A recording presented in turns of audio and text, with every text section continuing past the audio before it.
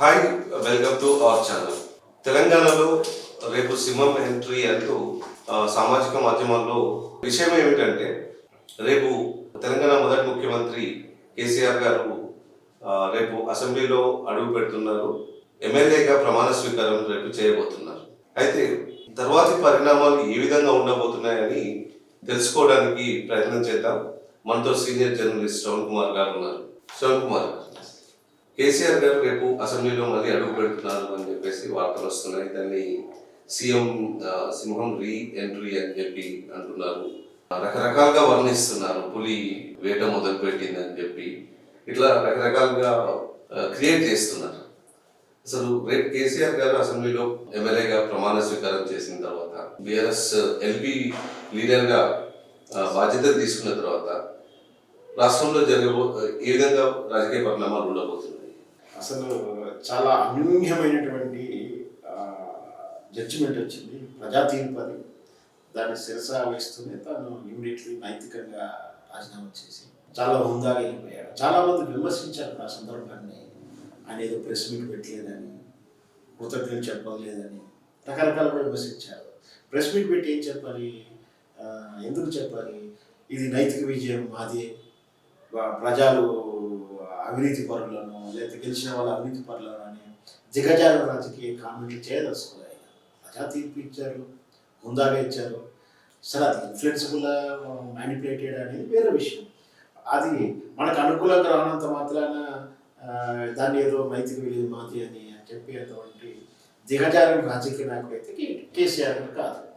అది అర్థం చేసుకునే వాళ్ళు ఆఫ్ మైండ్, సగం నాలెడ్జ్ ఉన్నటువంటి వాళ్ళు, కొంచెమైనటువంటి ప్రకృతి స్వభావం వాళ్ళు ఆయన ఏదో ప్రెస్ మీట్ పెట్టి కృతజ్ఞత చెప్పలేదు అది ఇది అని విమర్శించిన తీరు కూడా మనం చూసాం. కృతజ్ఞత చెప్పాల్సింది తెలంగాణ సమాజం వస్తున్న కేసీఆర్ కృతజ్ఞత చెప్పాలి. అదే వదిలేసి ఆయన ఏదో కృతజ్ఞత రివర్స్ చెప్పాలనడం అనేది అది సహేతుకమైనది కాదు. అది అత్యాశ అవుతుంది. అది అన్మెచ్యూరిటీ వాళ్ళు చేసేటువంటి వాక్యాలుగా మనం చూడాలి. అయితే అనూహ్యంగా ఆ రోజే రాత్రి అనుకుంటా తన ఇంట్లో గాయపడడం, ఓడిపోయిన తర్వాత తెల్లారి లేదండి, ఒక 4 రోజుల తర్వాత అనుకుంటా.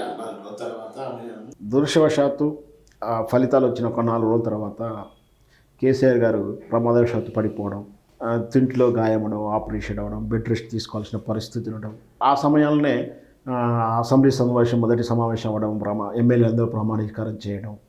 ఆ ప్రమాణ స్వీకారం చేయాల్సిన పరిస్థితులకి ఆయన బెడ్ రెస్ట్ వల్ల వెళ్ళలేకపోవడాన్ని కొందరు విపరీత అర్థాలు తీసి కొన్ని పెయిడ్ మీడియా సంస్థలు, తెలంగాణ రావడాన్ని జీర్ణించుకోలేనటువంటి కొన్ని మీడియా సంస్థలు, వంకర పలుకులు పలికేటువంటి కొన్ని మీడియా సంస్థలు, అదే రేవంత్ రెడ్డి ఎదురుగా పెట్టుకొని కూడా విపరీత అర్థాలు తీసి కేసీఆర్ నేను ముఖమే చూడడా, నీ ముందర అటెండ్ అవ్వడా, అసెంబ్లీకి వస్తాడా రాడా, ఇట్లా లేనిపోని ఒక కొత్త ఆలోచనలు ప్రజలకు రాంగ్ మెసేజ్ ఇచ్చినటువంటి విధానం మనం చూసాం.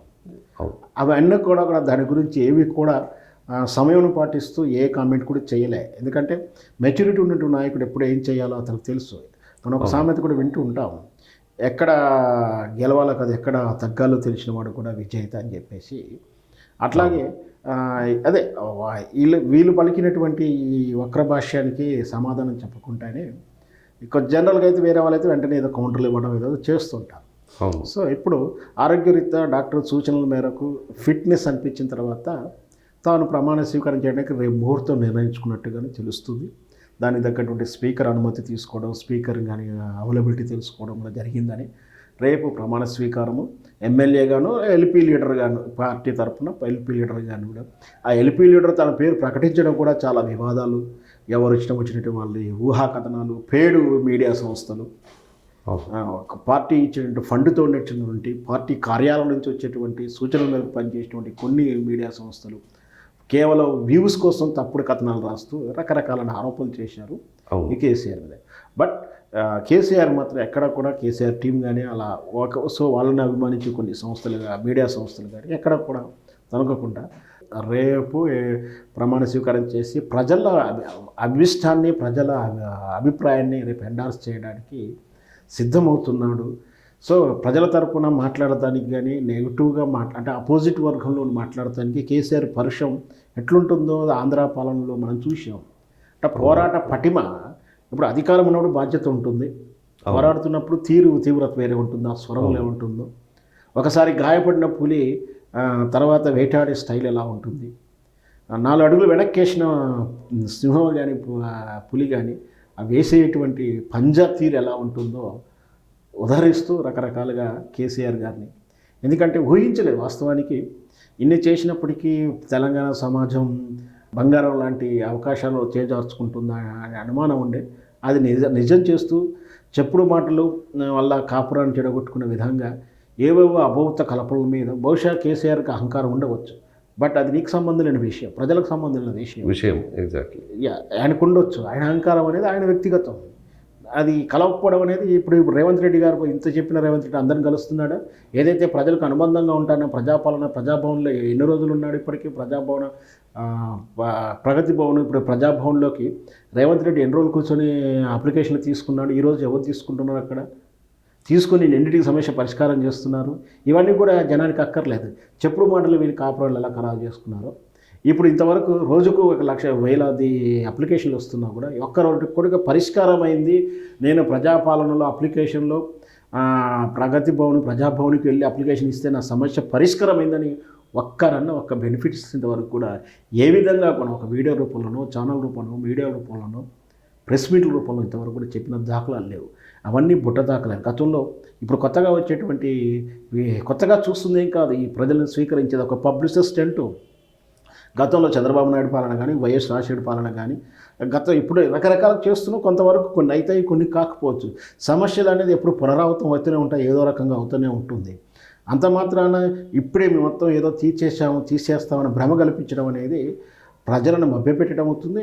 ఈ మభ్య పెట్టడం అనేది ఎక్కువ రోజులు ఎక్కువసేపు ఉంచలేరు. తర్వాత మబ్బులు ఇచ్చుకున్న తర్వాత ప్రజలు ఇచ్చేటువంటి తీర్పు కానీ, ప్రజలు చూపించే సినిమా కానీ బ్రహ్మాండంగా ఉంటుంది. ఆ విషయాన్ని వాళ్ళందరికీ తెలుసు. కానీ ఉన్న 4 రోజులు, ఈ 4 నాళ్ళు మన రాజ్యము, మనం సంపాదించుకుందాము అన్న ధోరణిలో ఉంటారు.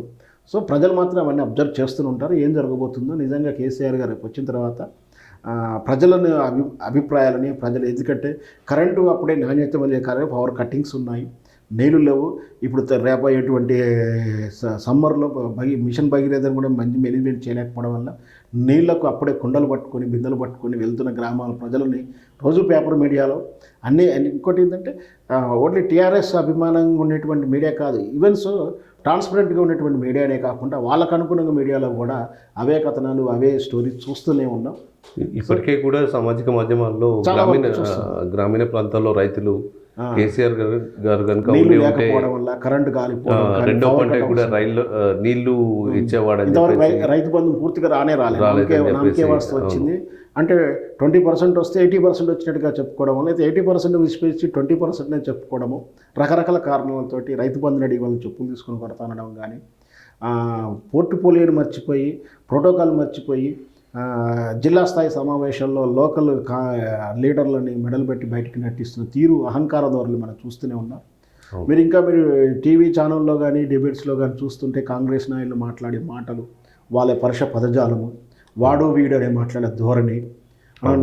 మన ఒక ఛానల్ కూడా చూసాం, ఎవరిని పడితే వాళ్ళని నోటికొచ్చిన మాటలు మాట్లాడేటువంటి నాయకులు కాంగ్రెస్లో చూస్తాం. ఇలాంటి అందరికి కూడా రేపు కేసీఆర్ వచ్చినాక మాట్లాడటానికి స్వరం కూడా లేకపోవచ్చు. ఎందుకంటే ఆయన మాట విధానం, ఆయన సప్పడిగా మాట్లాడుతున్నాం, మామూలుగా మాట్లాడితే బాగలేదని చెప్పి, నన్నేం తిట్టలేదని చెప్పి, నన్నేం తిడతాడని చెప్పి ఆ ప్రతిపక్ష ఎదురుగా ఉన్నట్టు వాళ్ళు ఎదురు చూస్తుంటారు. నిన్న ఎన్నికల్లో కూడా కేసీఆర్ మాటల్లో ఆ పరుషం లేదు అని కూడా వాళ్ళే చాలామంది ఎదురు చూశారు, అనుకున్నారు. సరే రేపొద్దున మరి ప్రతిపక్ష స్థానంలో ఉన్నప్పుడు ఖచ్చితంగా మాట్లాడే స్టైల్ చూస్తే వాళ్ళకు నిజంగా వణుకులు పోతాయి. దాంతోపాటు వాళ్ళు ఇచ్చిన ప్రశ్నలకు వాళ్ళ దగ్గర సమాధానం కూడా ఉండదు. మీరు ప్రిపేర్ అయ్యి రాలేదని మళ్ళీ వాళ్ళ నుంచి అదే వాక్యాలు వస్తుంటాయి. మనం వేచి చూద్దాం కేసీఆర్ గారి నిర్ణయం ఎలా ఉండబోతుందో, ఏం చేయబోతాడో. మరి నిజంగా ఈ రేవంత్ రెడ్డి గారి ప్రభుత్వము పాలన జనరాజ్యానికి ఉంటే కేసీఆర్ కూడా ఏమంటానికి కూడా అవకాశం లేదు. ఎందుకంటే మనం ఇంతకుముందు చెప్పుకున్నాం, దిగజారుల రాజకీయాలు అయితే కేసీఆర్ చేయడు, హుందాత్వం ఉంటుంది. మీరు ఎప్పుడైనా చూశారా? ప్రతిపక్షంలో గతంలో ఉన్నప్పుడు కూడా అయిన దానికి బంధులు ఇవ్వడం, నిరసన కార్యక్రమాలు చేయడం కూడా ఎప్పుడు కూడా చేయలేదు. ప్రతి చిన్న విషయానికి కూడా బంధు పిలిపిస్తుంటారు. ప్రతిపక్షాలు ఉన్నప్పుడు ధరలు పెంచకున్నా ఏది నిర్ణయం తీసుకున్నా ఓ బడ్జెట్ ప్రవేశపెట్టగానే బంధులు ఇవ్వడం కానీ ఏదైనా నిర్ణయం తీసుకోమని ప్రతిపక్షాలు ఊరికనే వెళ్ళి పబ్లిక్లో వెళ్ళి 2 రోజులు నిరసన కార్యక్రమం చేస్తున్నారు. కేసీఆర్ ఇప్పుడు టీఆర్ఎస్ ప్రభుత్వం ఎట్లా కూడా ఎప్పుడు ప్రతిపక్షంలో ఉన్న ఆ దిగజారినటువంటి నిర్ణయాలు కానీ ఆ దిగజారినటువంటి విధానాలకు ఎప్పుడు దేవలే వ్యూహాత్మకంగా ఎత్తుగడగా వెళ్తూ చివరికి ఆ సమస్యకు పరిష్కారం అయ్యేలా ఏర్పాట్లు చేసుకుంటూ ముందుకు వెళ్తుంటాడు. ఆ వ్యూహ రచనలోనే టీఆర్ఎస్ తెలంగాణ ఆవిర్భావానికి కారణమైంది. సో రేపు కూడా ఏదన్నా జరిగితే ఖచ్చితంగా ప్రజల తరపునే పోరాడటానికి ఖచ్చితంగా కేసీఆర్ అసెంబ్లీలో ఉంటాడు. ఆయన వాయిస్ ఖచ్చితంగా ఉంటుందనే నా ఉద్దేశం. ధన్యవాదాలు శ్రవణ్ కుమార్ గారు. ధన్యవాదాలండి.